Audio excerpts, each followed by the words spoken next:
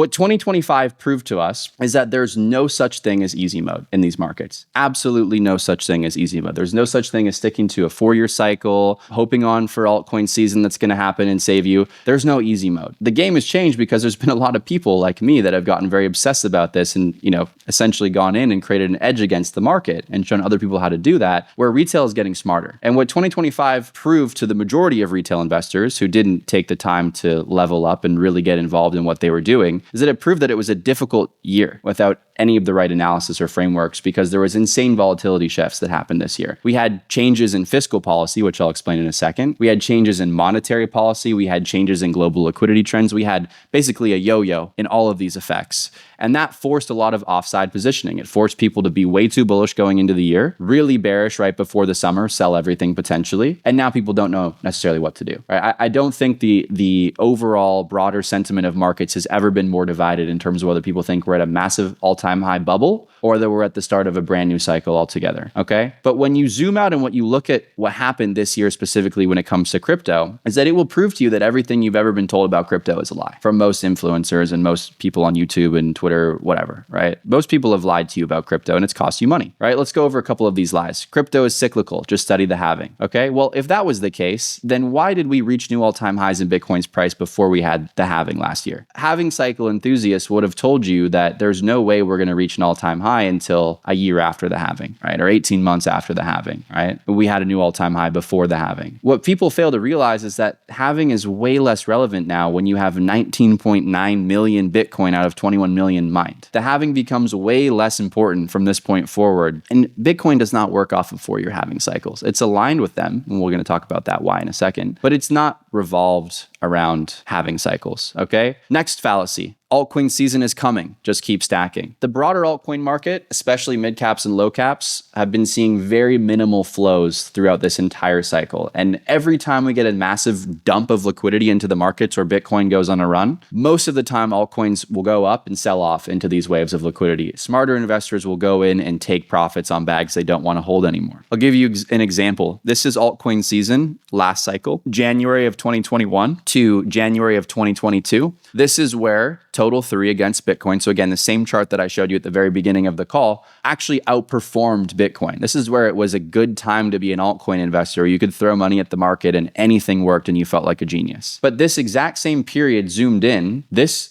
cycle has not been the case, right? It's been going down most of the time. Little rebound recently, but nowhere near like this move. So again, halving cycles, right? Altcoin season is coming, right? This is when we were supposed to have an altcoin season over the past basically year. We should be in a massive altcoin season right now. We're not. Right? Another lie. The only way to lose is to sell. Okay. Now, not only is this wrong, it's why people get stuck holding worthless bags forever in crypto. Because when you don't sell and things aren't going your way, you're staying illiquid essentially in a dead meta. You're saying, I don't value my capital enough to move it somewhere else where it can perform because I'm too lazy to figure out why what I'm in right now is not pumping. The smartest investors in this market know that taking profits or cutting your losses to a minimum is how you actually win. I'll give you an example. Here's Ondo, right? This is a relatively fundamentally strong project, most people would assume in crypto. It's underperformed Bitcoin since December of last year, right? So if you've just been holding this one since the top of the most recent altcoin market until now, you've been underperforming Bitcoin. At any point during this time, as Ondo started to underperform, you could have sold it even back to Bitcoin and done better. You could have found a new home for this capital. Most people are just bag holding and they don't even realize how much they're underperforming Bitcoin, right? And then finally, people like to talk about this narrative that altcoins will make me more money than Bitcoin. Now, this is true for some and during some specific periods, which we're going to talk about. But most of the time, altcoins are going to retrace 80 to 99% and never, ever recover, right? When you look at Bitcoin, it's consistently going to lead your portfolio higher in risk-adjusted returns, number one. And it's going to be resilient across market cycles, number two. Okay, the very few altcoins that outperform are the exception and they're not the rule, right? So here's the altcoin market, underperforming Bitcoin. Here's Bitcoin going higher. Now, going further on this altcoins will make me more money than Bitcoin narrative, the key takeaway here is that there will be altcoins that outperform. They are the exception. They're not the rule. And timing them is impossible unless you have the right strategy. And I'm going to show you a couple examples of having the right strategy. So this is Hyperliquid, okay, against Bitcoin. And you can see it's basically done a yo-yo. It's outperformed, it's underperformed, it's outperformed. This most recent outperformance leg in the spring, we caught in BNB, where we entered Hyperliquid and we wrote it for 63% in our portfolios, and then we sold it. You can see here, bumped up our position sizing on, what was this, May 15th, and then we were out completely for a 63% gain by June, right? This was within 1 month. This was a very short-term trade where we actually outperformed Bitcoin. You can see this is hype against BTC, outperformance. We captured this leg. And if we zoom in and we look at the dollar chart, this was our entry, these two entries here in green, and our exit up here in red. We outperformed Bitcoin. Bitcoin went up about 5% in that period of time. We sold those profits and we invested them back into Bitcoin. Now, if you look at more recently, this summer, started to identify that Ethereum was outperforming Bitcoin and made a plan to allocate about 10% of my portfolio to Ethereum. Now, that went all the way up to 30% after this post because I realized something key that I want to talk about in a second, but I'll leave it for right now. And during that period of time, Ethereum against Bitcoin until now has gone up 55%. So this is an example of outperformance where you buy an altcoin and it does what you want it to do, where it's outperforming Bitcoin. This is how you win in crypto, up about 56% on its dollar pair. So in both cases, you outperformed the market, where Bitcoin's been basically going sideways and a little bit higher, and Ethereum's been going a lot higher during this period from where we initially positioned and bumped up our positioning in. Now, even most recently in September, I did identify that Solana was starting to outperform Bitcoin, right? I said Sol has been showing recent outperformance against Bitcoin and ETH, right? You can see Sol Bitcoin, boom, we got it in September 2nd. We closed it on September 18th, less than, 16 days, and another 20% outperformance in the market, basically where Bitcoin, I think during that period of time went up maybe about 5% maximum. So this is the strategy that you want to have if you want to outperform in this market. It's not about just holding whatever happens, buying the top of hype, and then holding it all the way down and then back up again and still holding it, because then you haven't really outperformed Bitcoin, have you? It's about capturing these altcoin outperformance legs when they're happening against Bitcoin. If you'd been holding ETH the entire market cycle, like that chart I showed you a few minutes ago, you've been losing up until right now, right? Where you're starting to make your gains back, but you're still underwater compared to Bitcoin. So this is where you want to be holding your portfolio when the opportunities arise, but you don't want to be stuck in dead metas when they're not pumping, when they're not performing in the market. So there was consensus in the first quarter of this year. Everyone was really bullish, and they said Q1 will be a massive altcoin season like Q1 2021, right? That was the consensus opinion. What was reality, right? Well, in BNB, we identified that market growth was highly unlikely due to macro headwinds, right? What was the reasoning for this? What did I see in the macro data that I didn't like? I saw a large decline in global liquidity in the final quarter of last year, right? I saw hawkish Fed forward guidance. So at the final FOMC meeting of the year, where Jerome Powell was speaking about monetary policy, they started talking about pausing interest rate cuts, right? Bank of Japan hiked interest rates. This is not good for the carry trade unwind. If a lot of this stuff is gibberish to you guys and you don't know what I'm talking about, how do you expect to have thousands or hundreds of thousands of dollars in this market by not knowing these terms, right? You're going to get chopped up because this is what drives the market. It's not what people say on Twitter. It's not what you see on the charts. It's not what people sell you in magical indicator packages. It's this. This is what makes the most difference. Okay, we noticed that fiscal policy regimes switched to austerity, right? The Trump administration was talking about, okay, we are going to essentially reduce the deficit. We're going to get the economy back on track in a much more sustainable manner. We're not going to be focused on the markets. We're going to be focused on Main Street. Those should be ringing your bell as an investor and saying, whoa, whoa, whoa, whoa, whoa, government spending is about to be cut. Fiscal policy is not focused on expansion, right? It's focused on contraction. All of these factors, macro bearish, right? So what did we do in early February in BNB? We liquidated our entire altcoin positions. And I basically forewarned the whole group that we were going to go into a pretty significant downturn in the market. And I couldn't really see any other way around it. A lot of people didn't actually believe me in the group, right? They were like, wow, okay, I guess I paid to be here and I trust you, but I really don't want to sell my positions because I really think my altcoins are going to make me rich, right? Members were very, very happy during this time to have somebody on their side that knew what was going to happen in the markets and could help them get out of it. Does anyone remember the little pump that we had in March where there was that executive order on digital assets and there was that news release about XRP, Sol, and ADA being added to it? And then Bitcoin shot back up for like one day, ETH and XRP and all these coins shot back up, right? I saw that and I was like, that's not real because none of the macro backdrop supports these assets going up in price. They're going to get sold off. So I said, just saw this pop up, does not not change the macro.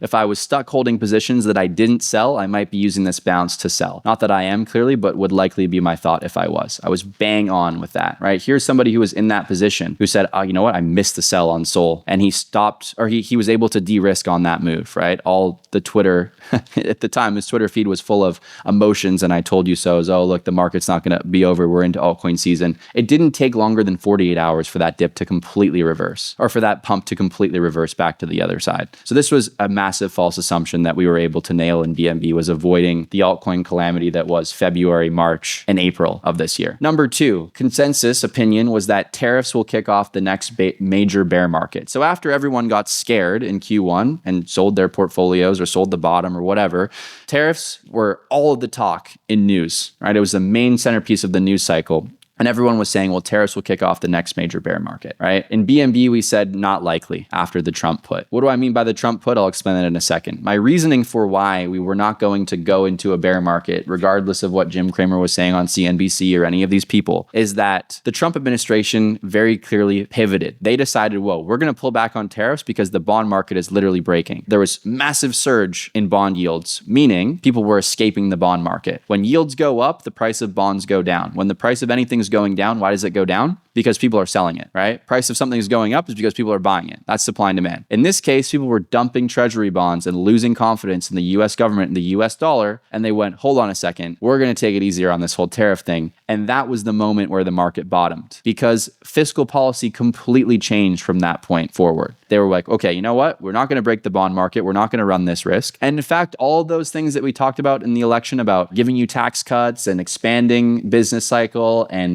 potentially running a hotter deficit later, we're going to do that now. We're going to call it the one big beautiful bill. And by May, that was going through Congress. Okay. Another reason why I said there will be no bear market imminently is because the dollar had just declined 10% from the beginning of the year. Remember why we just talked about why you need to understand what the dollar is doing? Is because when the dollar goes down, global liquidity goes up. The value of the world's capital goes up in dollar denominated terms when the dollar index goes down. So I said macro conditions are bullish. And I presented a lot of this in the group. And I said, hey, global liquidity is going up, right? Global dollar index is going down and allowing global liquidity to rise. We're seeing fiscal policy move in favor of the bills, Trump tax bills, right? We saw one big beautiful bill, monthly treasury statement. The Treasury Department was now flooding the money with short-term duration debt, which banks can easily buy and creates a lot of liquidity. And then I said, there's other people out here who think that the market isn't going to go into a bear market. And they have a much more forward-looking view of the world than a lot of the people who were screaming, like traditional macro analysts that were screaming for bear market. So I shared these thoughts with people and I said, you decide for yourself what you want, but I'm going to become more heavily positioned and I expect us to do well into the coming months. And that's exactly what we saw over the summer. Then when we got to the summertime, consensus opinion was that, okay, we had a really really sharp bounce off of the lows in April, but there's no way that lasts. We got to go back down to those lows or we got to cool off. Like we can't just have a bullish summer. So the consensus was that Q3 would be bearish because of seasonals and because of tariffs. And what we said in BNB was that that's not likely due to the one big bill rhetoric, right? Fiscal policy, fiscal expansion, and global liquidity going up, right? My reasoning for this was global liquidity going higher, dollar going down, one big beautiful bill that was signed into law in July. That's fiscal stimulus. Perfect example of it. Treasury Department focusing on short-term duration debt, keeping the money markets flush with cash, right? Genius Act regulating stablecoins, creating demand for treasury bonds.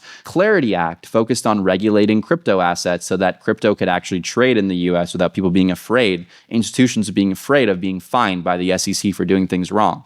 Then we started to see Ethereum outperformance, right? And everyone that was positioned in the equity market that was pulled, and you can look at this from AAII bull bear spreads if you want to know the specific metric to track this, you could see that investor positioning was offside and that it was a very, very hated rally out of the April lows. At the bottom of the April lows, myself, I was quite scared of us potentially going into a bear market. And when I realized what was happening, where Trump's completely changing the narrative on what they're going to do, I went, okay, it's impossible for us to go into a bear market because they realize they can't afford it. They can't afford a bear market. Okay. So I said, heat wave rally is likely incoming. This was right before we got into Q3. And actually, I made this the centerpiece of the last live workshop that I did in June. I said, guys, don't fade the summer because it probably will not be bearish. Final false assumption that I want to go over with you guys today was about altcoin season. You saw that post from another Luke that said altcoin season is starting now. I told you so. And the reality is that Ethereum season was much more likely to be the case. And that's what was truly the outcome of the past couple of months, is that Ethereum was the dominant crypto asset. My reasoning for saying it's not altcoin season and it's Ethereum season this summer in BNB was that Twitter had long been saying that Ethereum was dead, and it was capitulated upon in April very heavily. Most people just completely dumped ETH. But what happened from that point forward was we saw record Ethereum ETF inflows, like inflows we'd never ever seen in this cycle before related to Ethereum, that were competing and even exceeding inflows happening into Bitcoin,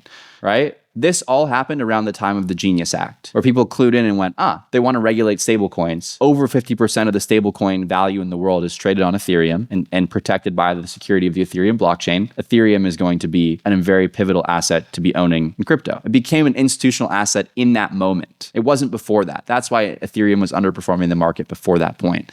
Then you have BitMine, which was chaired by Tom Lee, saying, we're going to come out and we're going to buy 1% of the Ethereum supply. And then later he changed that to 5%. And as of today, they've accumulated over 2% of Ethereum's open market traded supply. Okay. And I said, guys, the macro is bullish. Ethereum has an institutional bid. Altcoins, I'm looking at the charts every day. Altcoins are failing to outperform Ethereum. They can't hold their breath against Ethereum. Ethereum's doing better than them. It's Ethereum season. There's no way it's altcoin season until Ethereum goes on a run first, and we'll see what happens afterwards. I even made a YouTube video about this for free saying I thought this was going to be the case. Very, very bang on. Hopefully 1.3 thousand people saw that video and it helped them outperform Bitcoin over the summer, right? And you can see we bumped up our positioning, and from that point I even bumped it up more into Ethereum. And again, this is how simple your portfolio can look when all you're focused on is Bitcoin outperformance. It doesn't need to be 30 coins, and it should never ever be 30 coins, because that's how you lose. So how was I absolutely able to forecast all of these trends with very, very near-term accuracy, right? How was I able to do it? It was macro, right? Macro is the most valuable analysis skill set because it allows you to see the entire picture from above, okay? And this is where most investors will miss what's happening in the market, and they'll wonder why they don't see any success from their investments, specifically in crypto. It was pretty easy to be an equity investor and make money with not a lot of knowledge over the past couple of years, right? Equities have done well, but with crypto specifically, if you're looking to capture the outperformance that is crypto, most people really struggled because they didn't understand the macro drivers that were working against them or working for them in different times in the cycle. So reading markets is not magic, okay? It's macro.